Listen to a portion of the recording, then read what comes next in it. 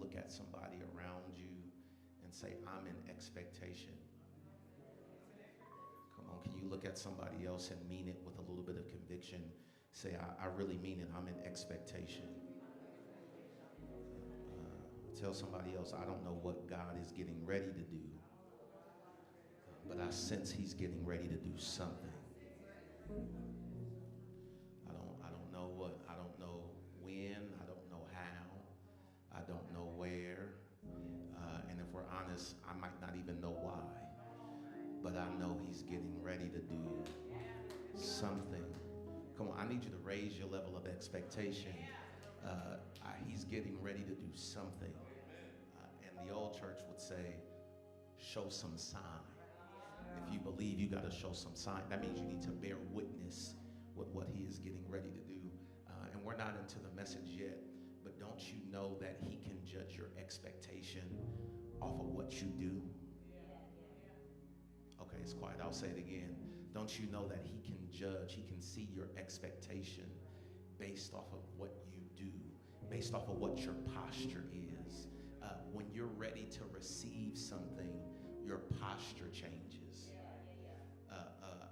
They don't do it a lot, primarily, except when you go to places that have seafood or crab boils. But there's a bib that's at the table because what you're getting ready to consume, okay, you need to be prepared for it. Again, your posture changes when you are in expectation. When you're looking for something, it should look like you're looking for something. If you're waiting on something, it should look like you're waiting on something. So one more time, just tell somebody around you, say, I'm in expectation because God is getting ready to do something. He's getting ready to do something. He's getting ready to do something. I don't know how. I don't know when, but I can sense he's getting ready to do something, and we want to be ready. All right, I'm going to read along on screen with you. We're going to go to Matthew, the 25th chapter. Matthew, the 25th chapter, and I'm going to begin reading at the first verse. At the first verse, and Dansby, we can just roll all the way through. I know I said that last week. I might stop, but we'll try to breeze through. All right. Verse 1 says, at that time, the kingdom of heaven will be like 10 virgins who took their lamps and went out to meet the bridegroom. Verse number 2 says, 5 of them were foolish and 5 were wise. 5 were foolish and 5 were wise. Verse number 3. The foolish ones took their lamps, but did not take any oil with them. Are y'all reading? Okay. The foolish ones took their lamps, but did not take any oil with them. Verse number 4. The wise ones, however, took oil in jars along with their lamps. Why would you take a lamp with no oil? Verse 5 says, the bridegroom was what? A long time in coming, and they all became drowsy and fell asleep. They got tired of waiting. Verse number 6 says this, at midnight the cry rang out, here's the bridegroom, come out to meet him. Verse number 7, then all the virgins woke up and trimmed their lamps. Verse 8, the foolish ones said to the wise, give us some of your oil. Our lamps are going out. Their oil level was a little low. Verse number 9 says this, no, they replied, there may not be enough for both us and you. Instead, go to those who sell oil and get some for yourself, basically. Buy some for yourself. I think they were referencing in this text, if it's going to be me or you, it's going to always be you. Verse number 10, but while they were on their way to buy the oil, the bridegroom arrived. The virgins who were ready went in with him to the wedding banquet, and the door was shut. Verse number 11. Later the others also came. Lord, Lord, they said, open the door for us. Open the door for us. Verse number 12. But he replied, truly I tell you, I don't know you. Verse number 13. Therefore, he tells them, keep watch, because you do not know the day or the hour. You're unaware of the time. You're not aware of the season. All right, let's jump to Revelation 3, just 2 verses in your hearing. Verse number says this. To the angel of the church in Philadelphia write, these are the words of him who is holy and true, who holds the key of David. He's basically saying he holds the key of authority. What he opens, no one can shut. And what he shuts, no one can open. Verse number 8. I know your deeds. See, I have placed before you, somebody say, an open door that no one can shut. I know you have little strength, yet you have kept my word and have not denied my name. You have kept my word and have not denied my name. I know your strength is weak, but you have kept my word and have not denied my name.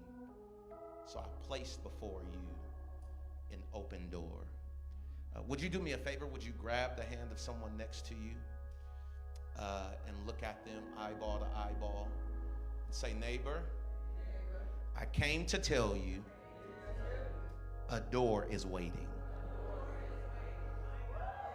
Can you look at somebody else and say, neighbor, I came to tell you a door is waiting. Look at one more person, because I feel faith rising. Look at somebody else and say, neighbor, say, oh neighbor, I came to tell you a door is waiting.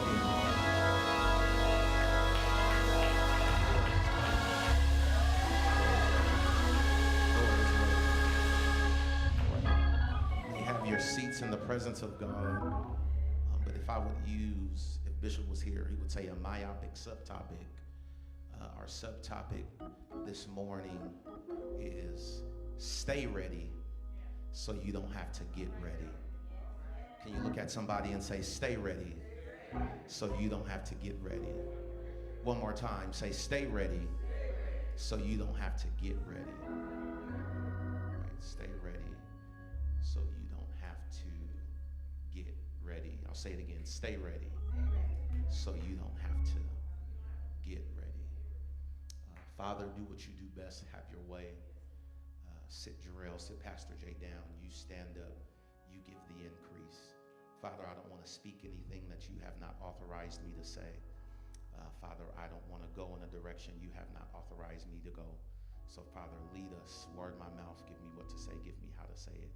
You get the glory. You get the honor. And you get the praise. In Jesus' name, amen. So, one more time. Somebody just say, a door is waiting. Say it one more time. Say, a door is waiting.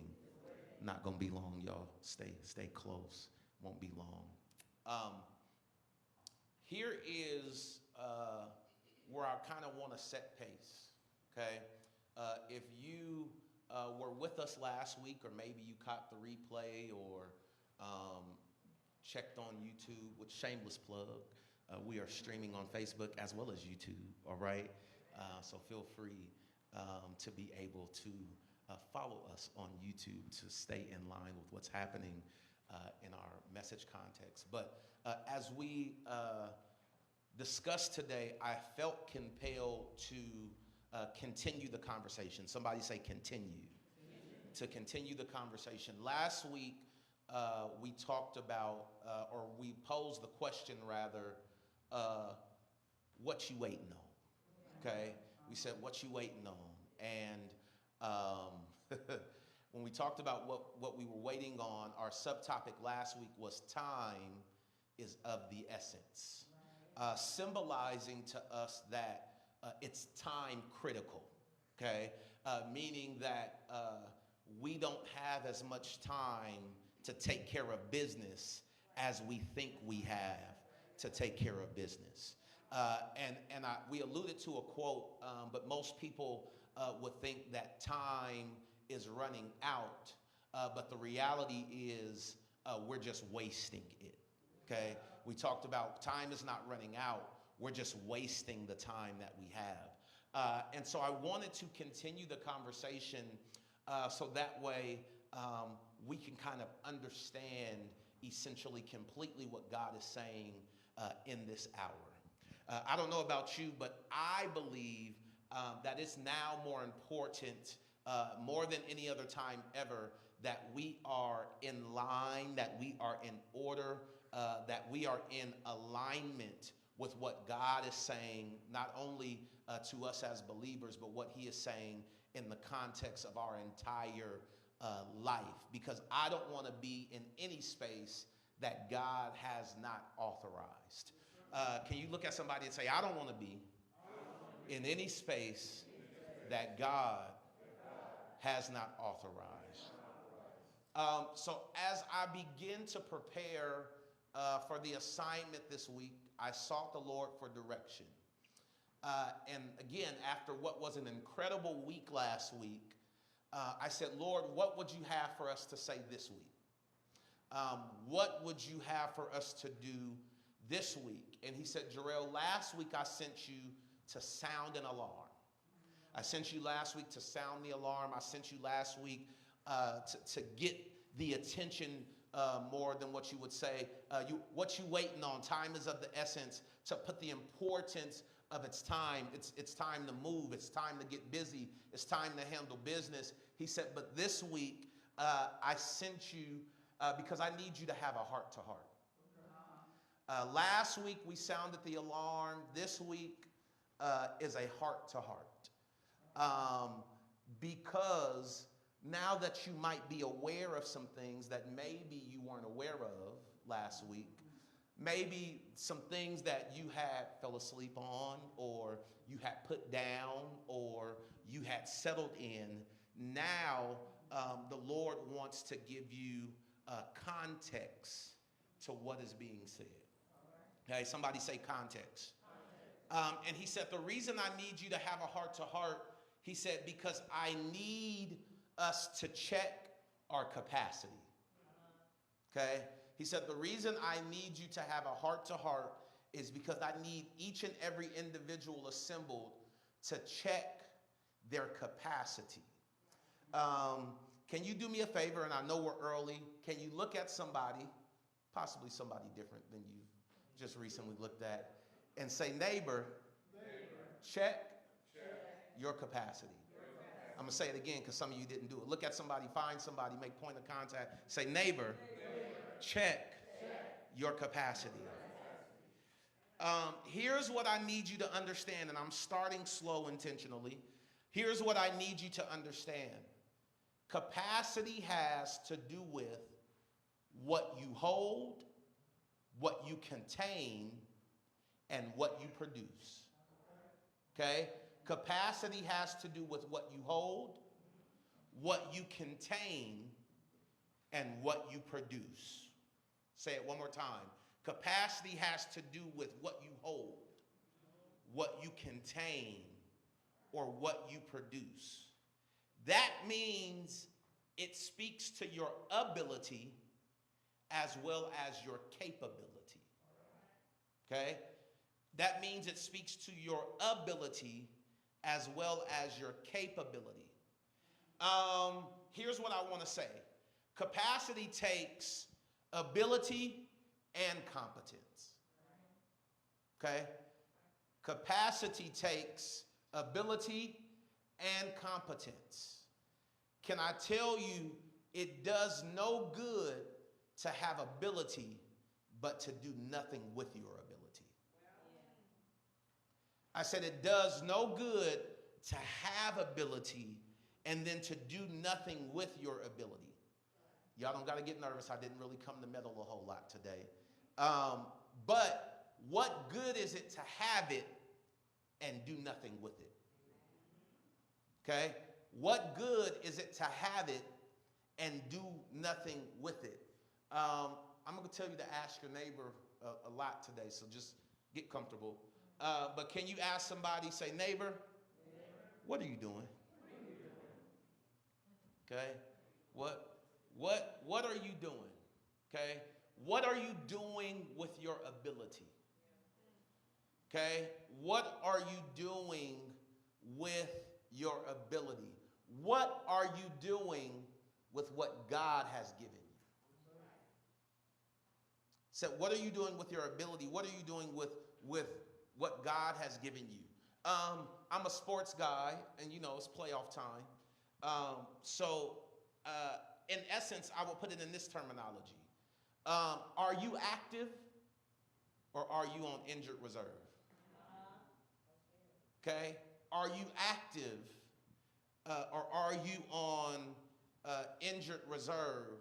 Because what you do with what God gives you has everything to do with what we call stewardship. Somebody say stewardship. Somebody say stewardship. Stewardship, by definition, is, watch this, the careful and responsible management of something entrusted to one's care. Okay?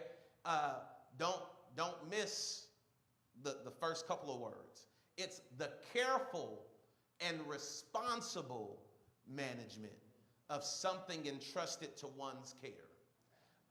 It's the responsible overseeing and protection of something considered worth caring for and preserving. Okay? You're responsible to oversee.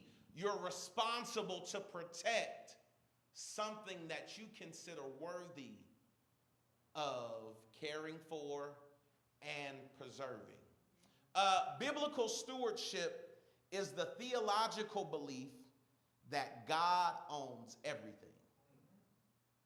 And humans are managers entrusted with managing his creation, resources, talents, and time, watch this, for his glory.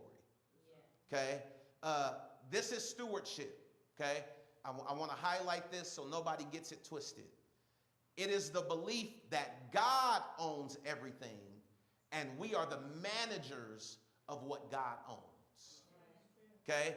We are the managers of what God owns. It involves this. It involves responsibility, faithfulness, and accountability in managing all aspects of life, including finances, this is a familiar word, environment, and gifts as a good steward of God's varied grace. Okay, here are 4 principles, and this is not a stewardship message from a financial aspect, okay, but it is stewardship. There are 4 principles that relate to stewardship. They are ownership, responsibility, accountability, and reward. Okay? Ownership, responsibility, accountability, and reward. I'll say it again for those that are taking notes. Ownership, responsibility, accountability, and reward. It's interesting that reward is the last one. You got to own it. You got to be responsible for it. You have to be accountable to it. And then comes the reward. Here's what I want to say. Here's my little bit of meddling, okay? Don't you know that you have a responsibility? I knew it was going to get quiet. Don't you know that you have a responsibility? That seems to be a curse in current culture nowadays because no one wants to be responsible or accountable. I said no one wants to be responsible or accountable. I'm going to say it again because it's real quiet. No one wants to be responsible or accountable. It has something to do with, I talked about the victim mindset last week. It always seems as if now in current culture, people are pointing their fingers external before they're looking internal. I said people are always pointing their fingers external before they're looking internal. And I like to look internal before I look external. Because we said it last week, the only one that can stop you is you. I said the only one that can stop you is you. So in that, you have a responsibility. Can you tell somebody you have a responsibility? Okay, here we go. Let's go to today's text. Okay, Matthew 25. I want to put a hook in verse number 3. Okay, I want to put a hook in verse number 3. It says this: the foolish ones took their lamps, but did not take any oil with them. Okay, I said the foolish ones took their lamps, but did not take any oil with them. I'll say it again because y'all moving a little slow today. The foolish ones took their lamps, but did not take any oil with them. This is what that means. They were unprepared. You took a lamp, but you brought no oil. You took a lamp, but you brought no oil. Here's the question I want to ask you, and I don't have much today. Somebody phone them well. Can you say, are you prepared? That was a little timid. Ask somebody again. Say, are you prepared? Here is what I want to bring up from the text of Matthew 25, 1 through 13. And I'm going to be didactic in my approach today to walk through so that way we can keep pace. Okay, I told you today was a heart-to-heart, right? So after a week like last week sounding the alarm, here's what I need from you all. I need you to be attentive. Because if the Father says, I want to have a heart-to-heart with you, what type of attention are you giving him? If someone today in the natural says, I want to have a heart-to-heart, and you're distracted, that is a form of disrespect. Because I'm saying, hey, I want to pour my heart out to you, but you're diverted with your attention on other things. And here's what I find interesting about when he said that. Could it be that he's wanting to have a heart-to-heart because he's been trying to get our attention in other ways and we haven't given it to him? Hear what I'm saying? Could it be that he's been trying to get our attention in different ways, but we've been so distracted with other things that we can't give him what he needs, what he's asking for? So here's where I want to kind of stir the waters a bit. Verse number 3 says, the foolish ones, I didn't say it, the Bible said it, okay? The foolish ones took their lamps, but didn't take any oil with them. I'm going to paraphrase and kind of put all that in one sentence. That means you're foolish if you're unprepared. I said that means you're foolish if you're unprepared. I have some scripture references, but before I go there, I want to set a little bit more foundation. When you are not prepared, that means you are in chaos. I said when you are not prepared, that means you are in chaos. That means this: you're scrambling. Okay? You're scrambling. Why? Because you're not ready. Um, the opposite of unprepared is prepared. Okay? The opposite of unprepared is prepared. And I know some of y'all are like, duh, right? That makes sense. But here's what I want to gnaw at, if you will. It is something so simple and yet so profound and revelatory at the same time. Because if you're unprepared, that means you are in chaos. If you are prepared, that means you are in order. Okay? If you are unprepared, you're out of order. If you are prepared, that means you are in order. One is ready versus unready. Okay? I'm gonna walk down some of our streets. You ever know a person that say, I'm on the way? How far are you? Oh, I'm around the corner. Sometimes I want to say, what corner are you around? Because it done took you about 25, 30 minutes. You can't be around my corner. You around somebody else's corner. Or let's do this. Have you ever went to pick somebody up and they say, I'm ready. And you sitting outside for about 20, 25 minutes. I told you what time I was coming, and you said you were ready. What is you doing? Because you couldn't be ready. Not the ready from the English version of definition. There's some things that you're still getting together. Okay? And don't even put almost, because if I'm waiting 20 to 25 minutes, you wasn't almost ready either. Just say, I'm not ready. Okay? That is what we call unprepared versus prepared. I'll do one more.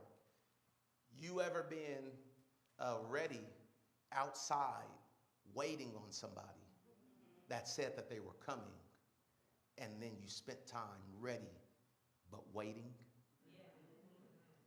I said you spent time ready but waiting. Here's where we are in Matthew 25. You have 50% who are unprepared, and then you have 50% who are prepared. The 5, because it's 10 total, the 5 who are prepared are called wise. The 5 who are unprepared are called foolish. 5 who are prepared, 5 who are unprepared. I'm walking slow. We're going to speed up in a minute. But let me set the scene for you. Let's talk in current culture. We'll talk in biblical culture in just a minute. But there is nowhere worse to be late to than a wedding. I said there is nowhere worse to be late to than a wedding. Because this may be the petty part of the message, because that ain't even really about you. You coming in late to something that don't got nothing to do with you. It's almost like being late to a birthday party. It ain't about you. Why are you trying to make a grand entrance? It ain't your birthday. How dare you come in late to something that is not for you? Matthew 25 says, the 5 foolish and the 5 wise, they were waiting. They were bridegrooms. They were waiting for the bridegroom. And they were waiting for the bridegroom to come and get them. Here's the biblical context. Because what would happen, or the biblical cultural context, what would happen in that particular time is that the groom essentially would come and get the bridegrooms to take them to his house before the ceremony would happen. And then the ceremony would last multiple days in cultural context. So they were waiting so that they can come and they can start essentially their journey. And here's really what I want to caution us. Preparation is essential. Okay? Preparation is essential. I'll say it one more time.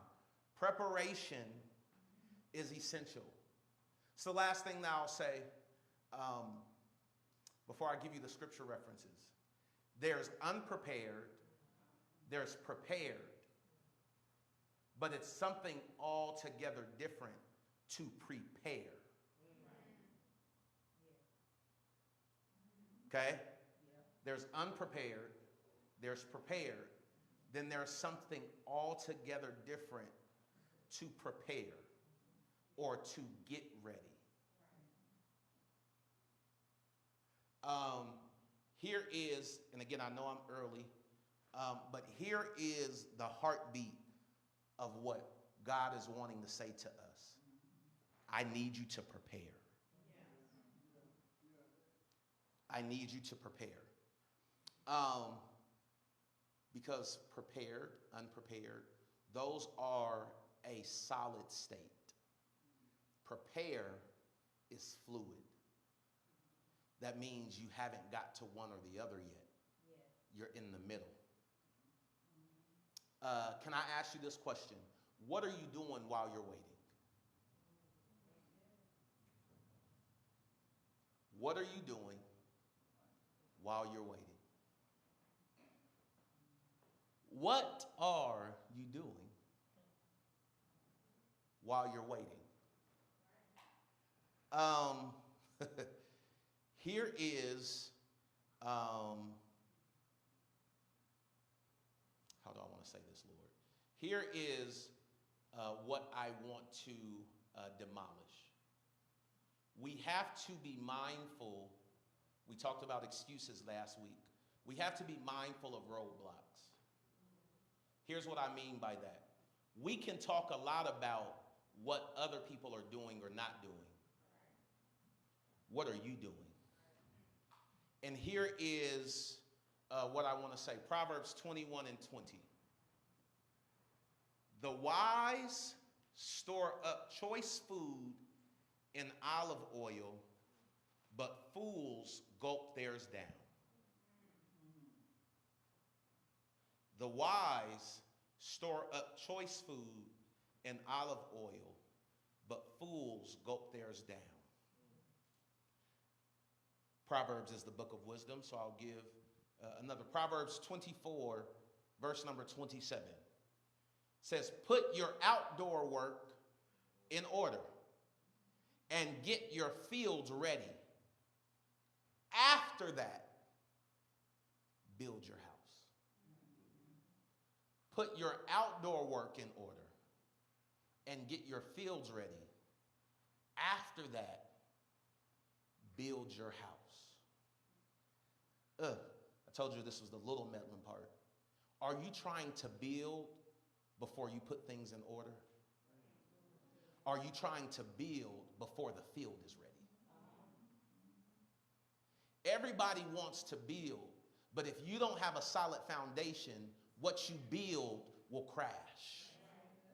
What you build will burn. What you build will collapse. Matthew 24:44 says this, so you also must be ready, because the Son of Man will come at an hour when you do not expect him. Last reference, Proverbs 21 and 5. The plans of the diligent lead to profit, as surely as haste leads to poverty. The plans of the diligent lead to profit, as surely as haste leads to poverty. Here's what I want to tell you. Don't be so ambitious to move quick that you don't move calculated. Don't be so ambitious that you move quick that you don't move calculated. I'll say it one more time. Don't be so ambitious that you move quick that you don't move calculated. Moving too quick will lead you to poverty. Yep. Some of y'all know me, some of y'all don't. If you don't, nice to meet you, Pastor Jay. God bless you. Here's what I have this thing with social media. Because all we see are highlights on people's social media rather than the real thing.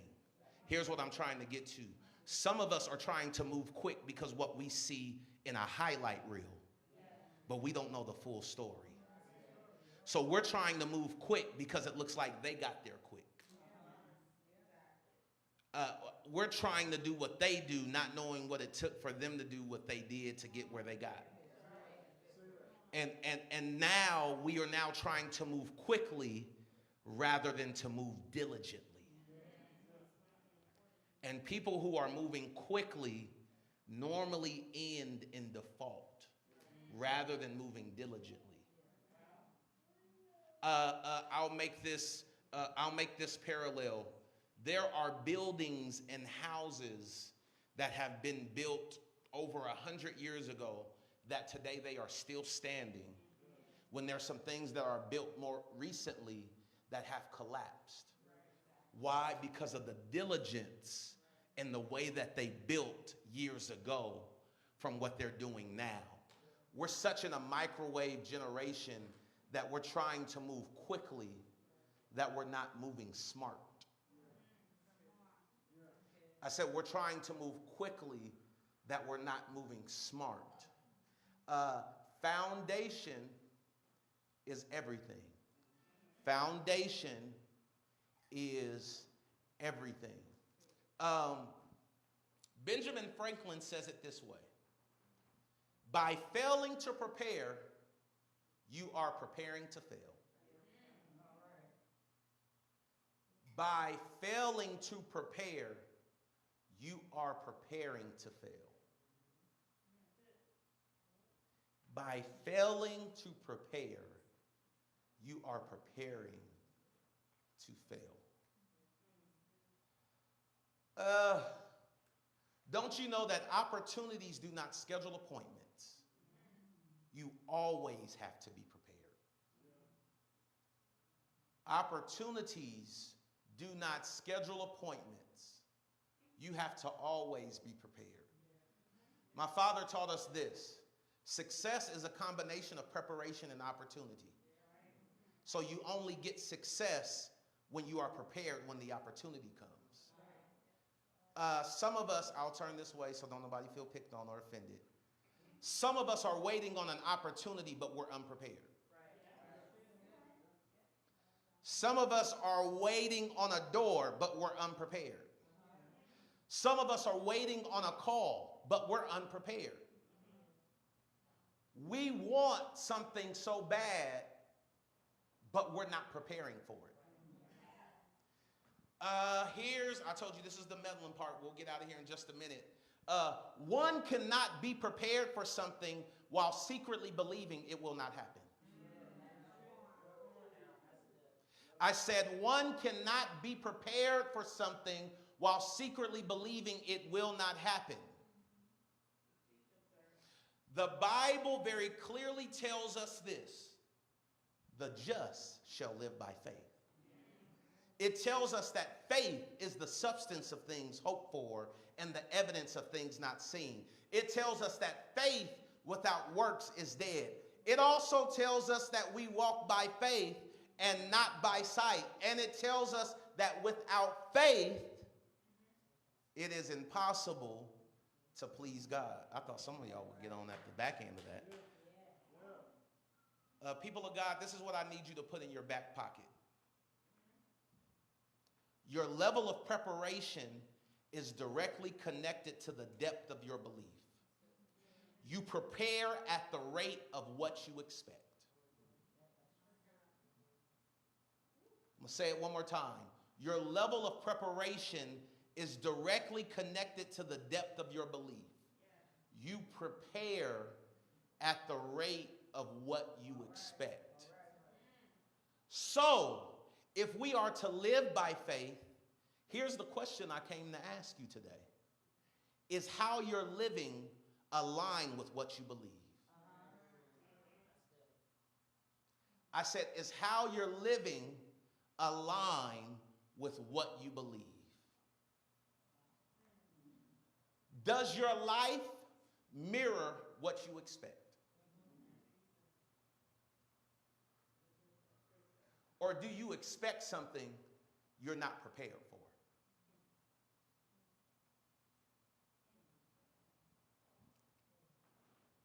I said, or do we expect something we're not prepared for? I mean this sincerely, trying to make you think. Does our life truly reflect what we expect? I said, does our life truly reflect what we expect?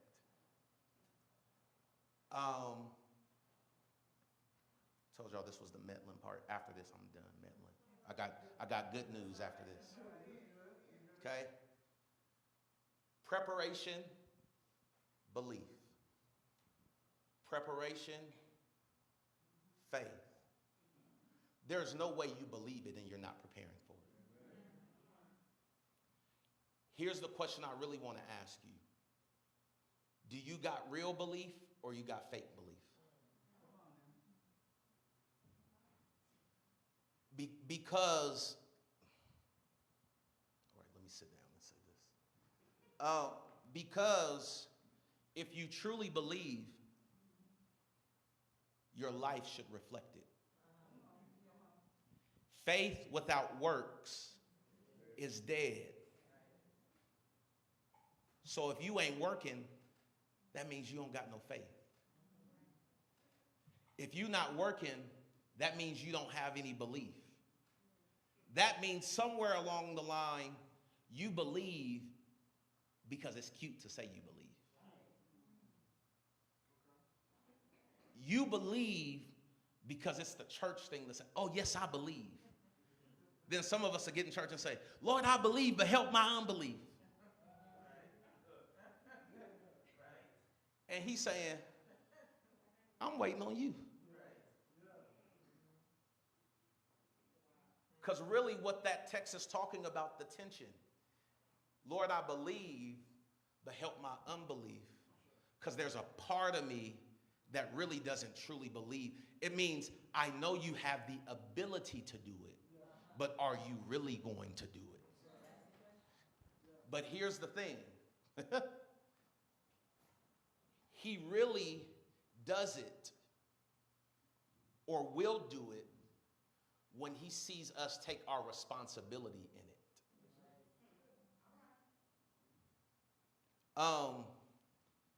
Told you we like to point external rather than internal. What have you done to make sure you're ready for what you're asking him for?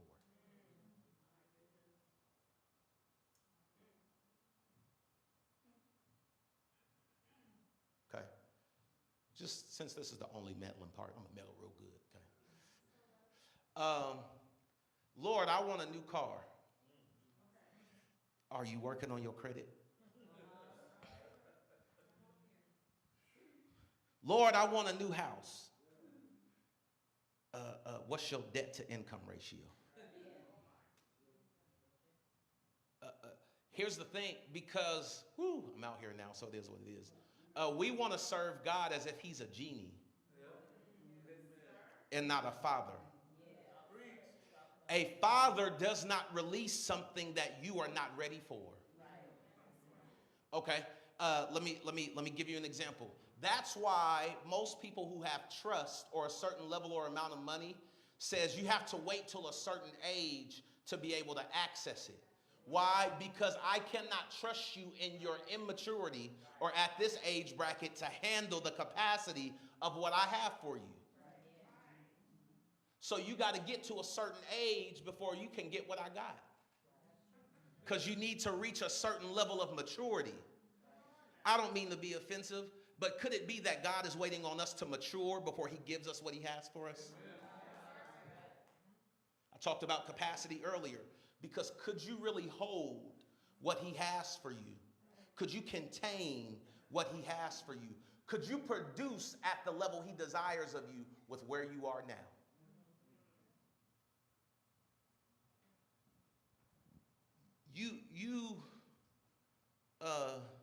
You want to go on tour and you can't manage your daily task.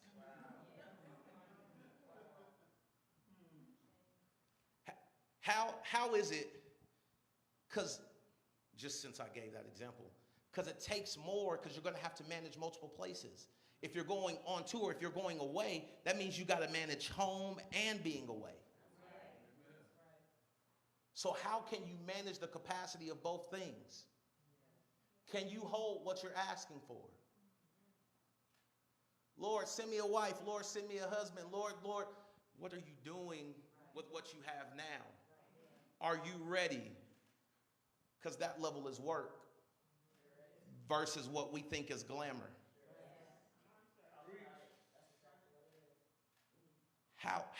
Here's what is unpopular opinion.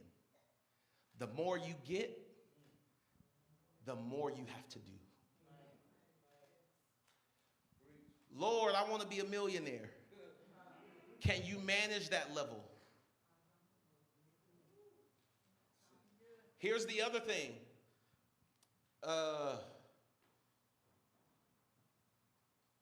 Money also is not everything. It answers all things, the Bible tells us, but it is not everything. Some people are managing more, but losing their peace, their mentality, by trying to keep up with the hustle and bustle. I don't know about you, but I want God to grant me at my grace level and my capacity. Don't give me any more than what you would have for me, and don't give me any less. Because you know what I'm graced for. I'm trying to ask you a very simple question. Are you prepared or are you unprepared? And then do you really believe? Because your belief level should impact your preparation level. If you truly believe it, then there's something you have to be doing with it. I said, if you truly believe it, there's something that you have to be doing with it.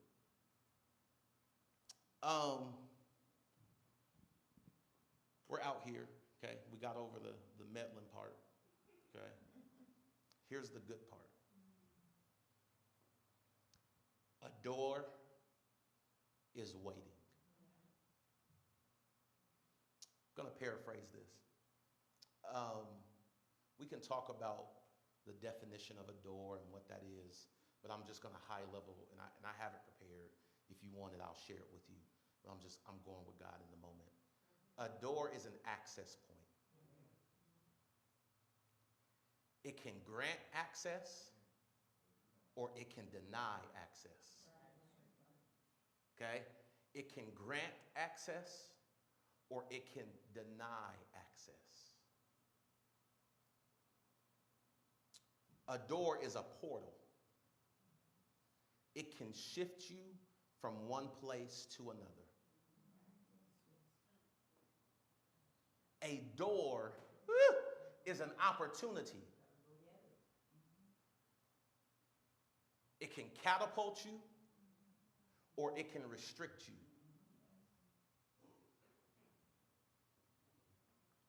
I said it can catapult you or it can shift you. Here's the Bible reality. Here's our reality as believers. The text says, what he opens, no man can shut. And what he shuts, no man can open. Verse 13 of Matthew 25 said this. Well, 12 said, I don't know you. Because you don't know the day or the hour. And I'm paraphrasing. essentially means you're unaware of the time. So here's the thing, and I know I breezed over it, but I breezed over it so I can kind of sit in it for a little bit here. So now you got to watch because you were unaware of the time. You have to watch because you were unaware of the time. The 5 foolish didn't bring any oil for their lamps, and then had the nerve to ask those who had the oil, let me borrow some of yours. If we were to bring that in the modern day, I know some of y'all would be like, ain't no way. You should have prepared. Now you want to ask me for mine because you didn't prepare. You want me to potentially lose my access helping you because you didn't prepare. This is where our responsibility comes into play. Will the door be open or will the door be shut? That's why I didn't say a door is waiting on you. I just said a door is waiting. Because how you respond will say, is it open or is it closed? Here's where we are prophetically in the season. We can't blame anyone else for what God has asked and commissioned us to do. He says the only one that can open the door is me. I have the authority. And the only one that can close it is me. Because I have the authority. And you can decide which way the door is going to swing based off of how you prepare. Here's what I want to say prophetically, and I'm done. Here's what I want to say prophetically. Be conscious of the time and the season. Okay? Be conscious, be aware of the time and the season. There is a door that is waiting. There is a door, there is an opportunity, there is an access point that is waiting. And the reason I couldn't, there's a door waiting on you, is because what the heartbeat of God is I have it waiting on you, but how are you going to do what you need to do to get there? Are you going to stay ready so you don't have to get ready? Or are you going to stay unprepared so you can stay in chaos?